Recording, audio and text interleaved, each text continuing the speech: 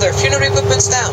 So when the sun sets every night, they are placed on the back of a solar boat and they are ready to open the 12 hours heading to paradise at the end. Let me tell you, our history dates back 3,500 BC. And 3,500, Egypt was not one part. Egypt was upper and lower, as I told you earlier. Upper Egypt, white crown for the king. Why they chose the white crown? Because they believe that the white Nile passes from the south. And it's the lotus flower as an emblem. Why they chose the lotus? Because the lotus flower opens when the sun rises, closed before the sun sets. So it's representing the cycle of Ra. Lower Egypt, where we are now, it's the red crown. Why the red?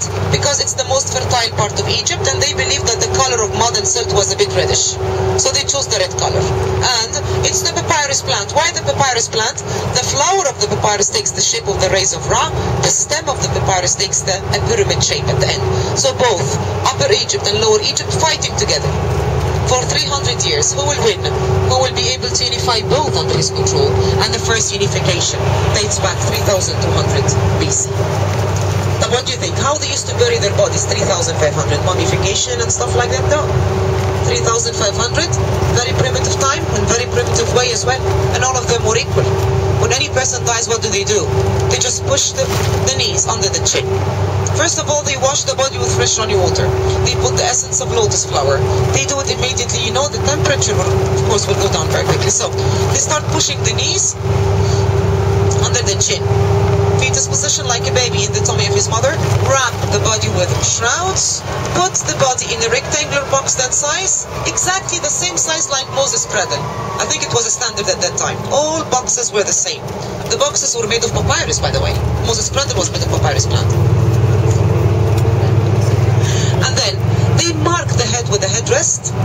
They put beside this headrest some food for the soul. They cover it with a lid, put it in a pit under the ground. Mark the place with a piece of stone or wood carrying the name and the date. Why? Why they are marking the place? Because the relatives of this person will go every morning reading some of the blessings to protect his soul on his second journey. And they put fresh food beside this piece of wood or stone carrying the name and the date, because the soul will go and eat and do so and so. This is the first early primitive way. 3,200, they started to realize that they need their bones and they need the muscles to be in a very good shape. So instead of pushing the knees under the chin, they thought of stretching the legs, stretching the arms, washing the body with water, essence of lotus flower, and it took now a flat position. So how are they going to put it in a box? No, it's a coffin.